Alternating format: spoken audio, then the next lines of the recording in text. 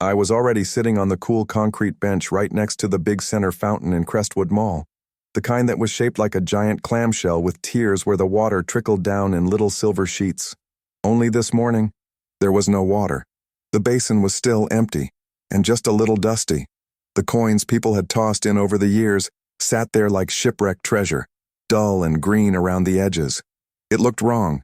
That fountain had been the mall's heartbeat for as long as I could remember. If you stood there with your eyes closed, you could normally hear the bubbling and splashing from halfway down the concourse, mixing with the faint echo of "bridge over troubled water" leaking out from the record store. I had my orange Julius balanced on my knee, condensation rolling down the side, making the paper cup soft in my hand. I kept tapping my straw against the lid, partly because I was bored, partly because I was waiting for Mom to finish just running into Montgomery Ward, which, in Mom speak, meant she'd be at least 45 minutes flipping through racks of blouses with giant collars and polyester slacks. Debbie, my sister, was sitting to my right, working her way through a hot Sam pretzel so salty you could probably see the grains from across the fountain. She had a habit of flicking the extra salt off like she was feeding imaginary pigeons. Every time a grain hit the concrete, I could hear it over the hum of the fluorescent lights overhead. The mall lights had that yellowish tint, not warm like sunlight, but that tired humming glow that made everything look like it had been there a little too long. Sears anchored one end of the concourse with big red block letters and display windows that always looked the same. The men's mannequin up front was dressed in a brown plaid blazer with lapels wide enough to land a small plane, paired with polyester slacks that hung stiffly as if they were still on the hanger. His hair, molded plastic with a shine that had nothing to do with shampoo, hadn't been updated since I was in elementary school. I used to wonder if anybody noticed. Across from us was Woolworth, with its lunch counter still open, though hardly anyone sat there anymore. I could smell the faint warm sweetness of their pies mixing with the salty butter aroma from the popcorn stand just down the way. If I craned my neck, I could see KB Toys farther down, with its crooked yellow letters on a red background. The front shelves were stacked with board games, Operation Masterpiece, Payday, their boxes slightly sun-faded from sitting in the window too long. I knew if I walked in I'd probably see the same rack of Matchbox cars, each in its tiny cardboard sleeve, and maybe a couple of the newer Atari 2600 cartridges behind the glass counter. A teenage boy in a denim jacket, sleeves rolled up, leaned against the wall near the pet store, holding a high-C grape drink. You could hear the faint, scratchy strains of Kodachrome by Paul Simon from the little transistor radio clipped to his belt loop. The sound cut in and out when someone walked between us like the whole place was just a patchwork of little noises. The squeak of sneakers, the click of a woman's heels on tile, the clatter of a Woolworth tray being cleared, and the smell. It was the smell of inside in the 70s. Popcorn butter, department store perfume samples, warm pretzels, and the faint plastic scent of new vinyl from the record shop. I'd been coming to this mall since I was barely tall enough to see over the fountain's edge. Back then, Dad would sometimes give me a penny to toss in and make a wish. I'd watch it disappear into the shifting water and somehow feel like the wish was already halfway to coming true before the coin even settled. But now, with the fountain drained and silent, those coins just sat there like dead wishes, and I didn't know why it bothered me so much. The plan for today was simple.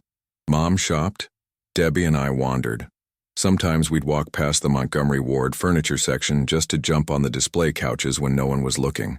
Sometimes we'd sneak into Spencer's Gifts, even though Debbie always got nervous around the blacklight posters and lava lamps. But today, for some reason, I didn't feel like moving from my spot. The empty fountain kept pulling my eyes back.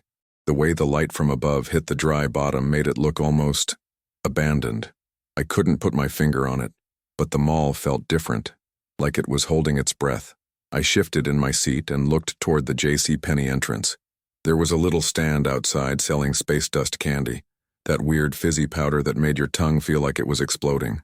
The girl running the stand looked bored, chewing on her gum while she flipped through a Tiger Beat magazine with David Cassidy on the cover. She didn't seem to notice the fountain either. Maybe I was the only one. I took another sip of my orange Julius, the sweet tang hitting the back of my throat, and leaned back against the bench. Somewhere in the distance, a maintenance guy pushed a squeaky cart past the record store. The sound echoed strangely. The air felt stiller than usual, And without the fountain's steady splash to fill the space, I could hear every little sound like it was turned up a notch. That was the first moment I thought, though I didn't know it yet, that something was about to change. By late morning, the mall had that slow breath rhythm it got on summer weekdays, when everyone moved like they were underwater. Moms with strollers drifted past Kinney shoes. A pair of teenage girls in bell-bottoms stopped at the Tom McCann window to point at a pair of cork wedges. Somewhere behind us, a cash register pinged like a little brass triangle in a school band. Debbie licked the salt from her fingers and spotted a display at the Woolworth counter advertising Tab in pink letters. "You think Mom will let us split one?" she asked. I shrugged. Mom was deep in the racks at Montgomery Ward by now, hunting a sale like a bloodhound. The organ music from the mall's sound system gave way to a soft rock track. Jim Croce, Bad Bad Leroy Brown, tinny and warm, like it was playing from inside a shoebox. I watched a mall cop in a short-sleeve uniform stroll past with a jangling keyring. He nodded at the dry fountain, then at the ceiling, like both of them had done something personally insulting. "They ever gonna turn that back on?" Debbie asked. I said maybe they were cleaning the filters or fishing out the gum wrappers people love to toss in. But even saying it, I felt a little ripple of worry. The fountain was the mall's anchor. Without it, the air kept slipping out the door. A woman at the Hickory Farms cart arranged sausage logs with fussy precision, though almost nobody stopped. Across the way, Radio Shack had two guys arguing over a stack of 8-track tapes like they were rare gems. Bread, the Guess Who, Tony Orlando and Dawn, while the clerk, a long-haired guy with a mustache, adjusted a display of pocket calculators that promised to do fractions. A hand-lettered sign appeared at the edge of one storefront I didn't recognize. "Inventory in progress. Please excuse the mess." Another said, "Back in 10." But nobody came back. The record store, Camelot Music, threw open its glass doors and let out a wash of sound and cold air. A poster of Carole King curled at the edges, and a kid in a satin jacket carefully slid a .45 from its sleeve and set the needle down with religious attention. The first crackle of Kodachrome hopped across the tile. I almost stood up, out of habit, ready to drift that way and lose 20 minutes flipping through LPs I couldn't afford. But something tugged me back toward the fountain's silence. "Remember Dad saying the Watergate hearings were all anyone could talk about at the office?" Debbie said, picking a salt crystal from the crease of her palm. "Maybe they turned it off so folks can hear the TVs." She pointed toward the appliance store, where a wall of zeniths glowed with daytime glare. Talk show hosts moving their mouths without sound. The set closest to the window displayed a still frame of a suited man raising his right hand. The volume was down so low it looked like pantomime. A delivery guy with a hand truck rattled past us toward the double doors near the service corridor. His boxes were blank, no logos taped neatly shut. He moved fast. I watched him disappear into the gray hallway where the floor changed from tile to scuffed linoleum, and the lights flickered like tired lightning bugs. He didn't come back. I took another sip of my orange Julius, and suddenly it tasted more like memory than orange, like something sweet that was almost finished. A mother hurried by, tugging a boy in a Toughskins t-shirt, who kept dragging his fingers along the dry rim of the fountain as they passed, like he was tracing the outline of something that used to be there. Over at J.C. Penney, a cluster of clerks stood in a loose circle, all elbows and whispers glancing toward the manager's office as if news were a tangible thing that could be carried out and handed over like a receipt. "Want to go to KB and look at the board games?" Debbie asked, more hopeful than hungry now. I almost said yes, but the mall felt like a song that had skipped, repeating a groove you couldn't quite hear. Somewhere a gate rattled down, not all the way, just halfway, and then stopped, as if the person pulling it had changed their mind. That's when I noticed the first small, typed sign taped to a pillar near the far entrance. Too far to read from the fountain, close enough to prickle the back of my neck. "I'll check for Mom," I told Debbie, standing, wiping my hands on my shorts. The fountain, silent as a held breath, kept my shadow at its edge like it didn't want me to leave. I made my way down the concourse, my sneakers squeaking against the tile in little bursts that echoed between stores. The air conditioning in Crestwood Mall always had that faint, over-chilled smell, like frozen cardboard and perfume samples, that hit your nose before your skin even felt the cold. Passing Woolco, I caught sight of their back-to-school display already up, even though summer wasn't half over. Shiny trapper keepers in colors so bright they looked radioactive, stacks of loose-leaf paper wrapped in crinkly plastic, and boxes of number 2 pencils that still smelled like cedar. For a moment I forgot about the fountain and just imagined picking out a new one with those Velcro straps that snap shut like a little suitcase.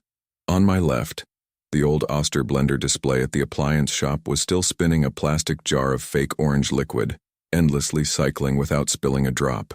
Next to it, a wall of bulky Zenith TVs glowed with muted soap operas, actors gesturing wildly without sound.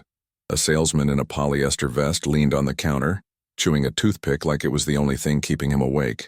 A group of kids about my age huddled around the change machine by the arcade, feeding quarters into their palms before disappearing into the dim glow of blinking pinball tables and the occasional electronic beep from Pong. The arcade smelled like a mix of burnt dust from overheated circuit boards and that sweet, stale scent of bubblegum under the machines. A space race cabinet had a hand-lettered out-of-order sign taped over its controls, curling at the edges. Past the arcade, the scent of Hickory Farm smoked cheese sticks drifted into the walkway. One of the clerks was slicing samples with a tiny plastic knife, offering them to anyone who made eye contact. I pretended to study a display of fake grapes just to avoid the awkward no thank you.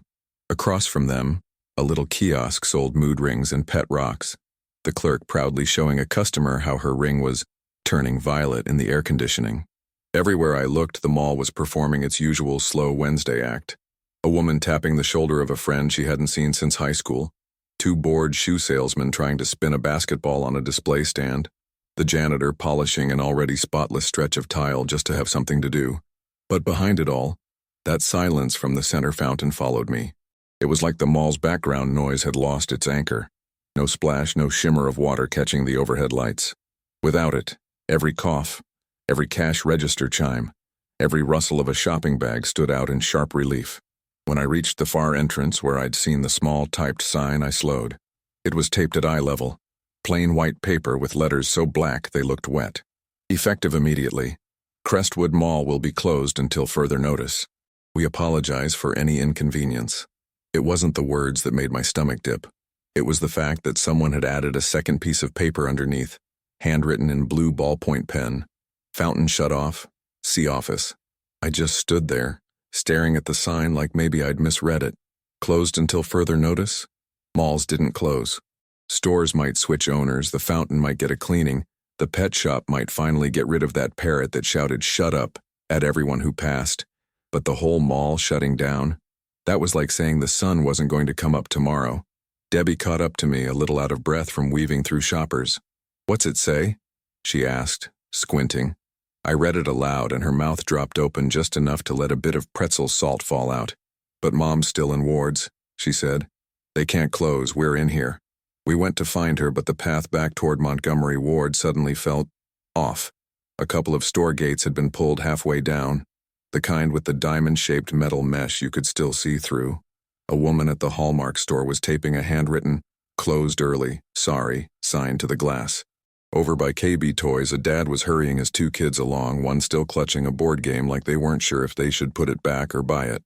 The mall soundtrack had switched again, not to music, but to that soft, scratchy murmur you get when a record's needle just runs in circles at the end of a side. Nobody seemed to be fixing it. Somewhere, a kid's voice shouted, "But I want to stay," before being drowned out by the squeak of a rolling security gate slamming to the floor. We finally spotted Mom in the distance, her arms full of clothes hangers, heading toward the checkout like nothing was wrong.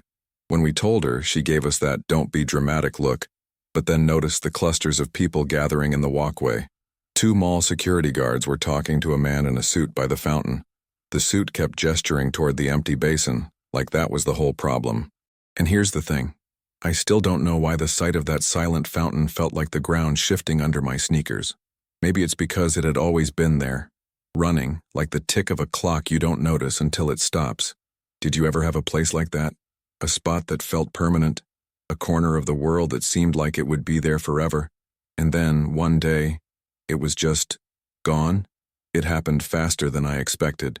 One moment, people were still moving at that lazy summer pace, drifting, chatting, licking ice cream cones. And the next, the mall's PA system crackled to life with a sound like a record needle scratching. A voice, male and steady but just shy of cheerful, came through. "Attention, shoppers. Crestwood Mall will be closing immediately. Please proceed to the nearest exit. We thank you for your cooperation." Immediately. Not in 20 minutes. Not at the end of the hour. Now. Mom froze with her hangers halfway onto the checkout counter. Debbie and I stood there letting the words sink in. The whole place seemed to inhale at once. That collective pause right before something changes. And then, like someone had flipped a switch, the sound of rolling metal gates filled the air. Storefront after storefront clattered shut, the echo chasing itself down the concourse. A few shop clerks moved with practiced speed, snapping off lights, stacking displays out of reach, locking up registers. Near the fountain, a group of teenagers who'd been leaning on the dry rim scattered like pigeons.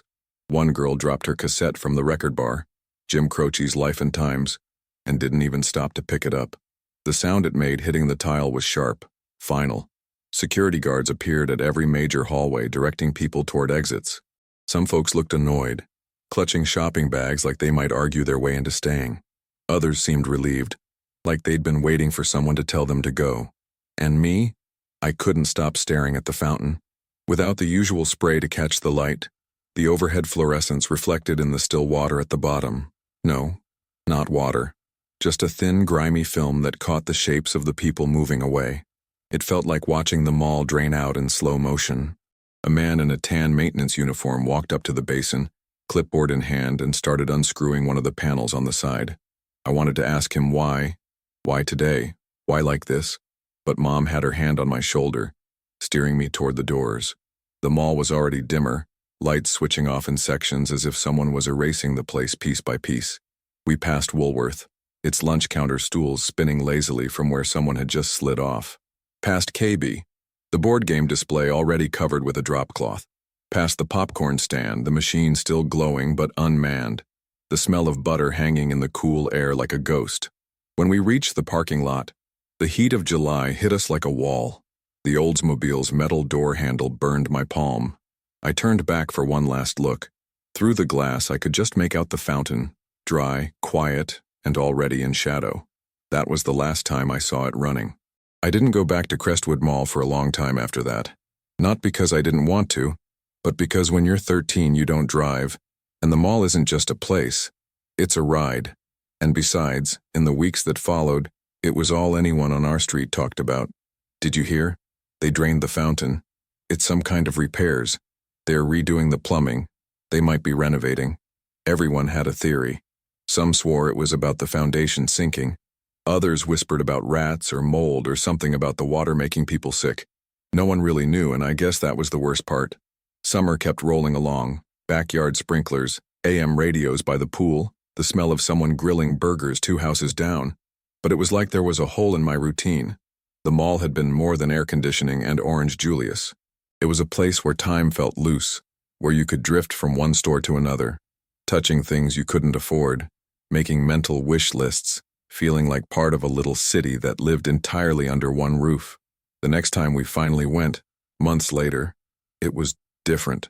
The fountain was gone. Not drained. Gone. In its place was a flat stretch of shiny tile with a planter in the middle. A couple of fake ferns stuck out from a mound of decorative gravel. Someone had set up a bench there, but it wasn't the same as the cool concrete curve I'd leaned against so many afternoons. Without the sound of splashing water, the space felt hollow, like a song with the chorus missing. Stores had shifted too. Woolworth's lunch counter was dark.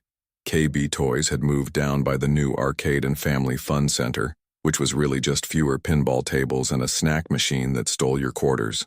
The popcorn stand was gone entirely, and the smell, that strange blend of butter, perfume, and vinyl, had been replaced by a faint odor of new carpet. I remember walking through it that first time back, hands stuffed in my jacket pockets, noticing how my footsteps sounded sharper, less muffled. Even Mom, who was thrilled about the modern updates, admitted it felt a little colder, like they'd taken out the one thing that made the place feel alive. Over the years, I watched it keep changing. Stores came and went. Montgomery Ward closed, then Sears, then the whole East Wing went dark. By the late 80s, the fountain wasn't even a memory to most of the kids hanging out there. They knew it only as that open spot by the fake plants. I'd walk past and almost hear it in my head. The splash, the echo, the coins hitting water, like a ghost sound. It's funny. I've been to bigger malls since. Flashier ones with skylights and escalators and food courts the size of small airports. But none of them ever felt like Crestwood in the early 70s, when the air smelled like pretzels and the fountain's spray caught the fluorescent light just right, turning everything gold for a second. Sometimes I think about that day in July 1973, how ordinary it started, how certain I was that we'd be back in a couple of days to see the fountain running again. I didn't know it was the last time. You almost never do. We think we'll have warning before things disappear, some kind of slow fade or a chance to say goodbye. But more often it's like that voice over the PA. Attention shoppers, we're closing immediately. And maybe that's the part that sticks with me the most, that the places we think are permanent are really just borrowed. The fountain, the bench, the way yesterday once more sounded over the mall speakers, all borrowed. They don't tell you when they're due back. Every so often, I'll be in a store somewhere, and the air conditioning will hit my face just so, or I'll catch a whiff of buttered popcorn mixed with perfume, and for a second, I'm back there, sitting on that concrete bench, tapping my straw on my orange Julius lid, watching Debbie flick salt crystals like tiny snowflakes, and I swear just for that second, I can hear the fountain running again. Do you remember a sound from your past that's gone now? But if you close your eyes, you can still hear it clear as day.